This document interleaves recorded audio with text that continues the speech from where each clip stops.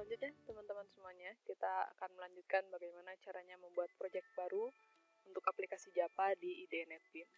Jadi kita masuk dulu ya ke NetBeans-nya, ini tampilannya. Kalau seandainya teman-teman sudah membuka proyek yang lain dan tidak akan digunakan lagi, kita tinggal klik kanan di proyeknya, tinggal kita bikin close. Jadi dia hilang. Selanjutnya, untuk membuat proyek pertama, kita klik file, kemudian pilih new project. Selanjutnya kita tunggu sampai dialognya muncul seperti ini. Kalau teman-teman di sini akan mendevelop Java, tinggal klik pilih Java. Kalau untuk yang lainnya ini, jika seandainya IDE NetBeans ini kita sudah instalkan berbagai macam plugin, berarti kita bisa membuat atau mendevelop aplikasi dengan bahasa yang lainnya. Karena hari ini kita fokus Java, berarti kita klik pilih Java-nya. Nah, kita pilih Java Application. Setelah itu tinggal kita next. Nah, di sini kita harus memberi nama dan menentukan lokasi penyimpanan dari project yang kita buat ini. Contohnya di sini kita akan buat project, kita akan beri nama projectnya adalah project 01. Kita akan simpan projectnya di folder, silakan sesuai dengan yang teman-teman sukai atau teman-teman butuhkan tempatnya di mana. Biasanya kalau kita mau cari sendiri, tinggal searching saja mau disimpan di drive yang mana. Oke, contohnya di sini di folder project NetBeans.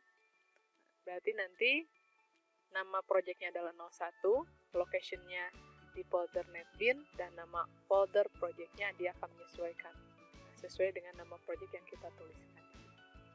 Nah, terus di sini teman-teman, kalau seandainya kita tidak akan memberikan tambahan library lain, berarti tinggal kita biarkan saja.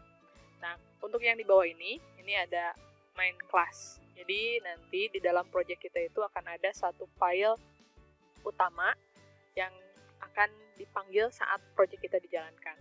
Seandainya kita akan menentukan sendiri main class yang akan kita buat itu yang mana, berarti kita tinggal unchecklist saja. Tapi kalau seandainya ini kita biarkan dalam keadaan di checklist, berarti nanti teman-teman akan mendapatkan satu kelas yang bersifat main, yang sifatnya utama, yang nanti akan dipanggil pada saat project dijalankan dengan nama project 01. Nah, agar kita lebih leluasa dalam menentukan main kelasnya, sebaiknya kita unchecklist saja.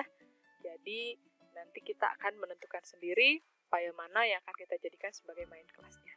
Jadi main kelas itu adalah file yang menjadi bagian utama di mana project itu dijalankan, maka file atau kelas itulah yang akan dipanggil terlebih dahulu. Nah, selanjutnya setelah kita men-setting nama dan location-nya, kita tinggal klik finish. Kita tunggu beberapa saat sampai project kita dibangun. Nah, di sini project kita sudah dibuatkan. Gambarnya ada secangkir kopi di sini. Kemudian ada nama projectnya.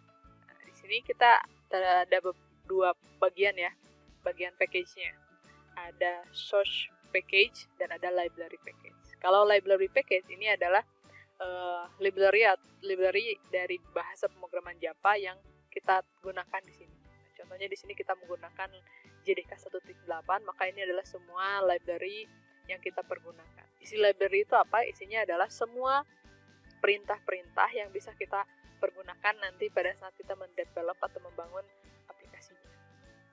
Biasanya kita akan berhubungan dengan bagian library ini jika kita menambahkan library lain selain dari JDK 1.8. Selanjutnya, untuk semua file yang akan kita bangun dalam project ini, kita akan simpan dia di source package.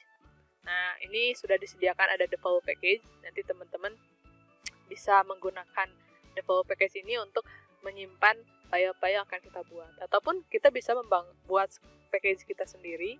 Contohnya nanti kita akan berbagi dua, ada yang package sifatnya model, ada yang sifatnya interface. Bisa kita buat package baru, tinggal klik kanan di source package-nya, new, nanti kita pilih Java package-nya. Jadi package itu teman-teman semacam tempat kita untuk mengelompokkan file-file Java kita sesuai dengan fungsinya biasanya. Ada yang sifatnya sebagai model, berarti dia itu sebagai kelas-kelas yang sifatnya abstrak. Nah, nanti ada juga yang sifatnya interface, di mana kelas ini nanti yang akan memanggil kelas-kelas yang model tadi. Nah, jadi biasanya terbagi jadi beberapa package. Tapi kalau untuk pembelajaran kita, pada saat kita membuat aplikasi yang sederhana, biasanya kita hanya menggunakan package yang sudah dibangun secara default di sini. Nanti tinggal kita klik kanan, di sini tinggal kita pilih Java kelasnya untuk file yang barunya. Itu untuk project kita. Selanjutnya nanti kita akan di bagian akhir kita akan membuat file Java dan bagaimana cara menjalankan.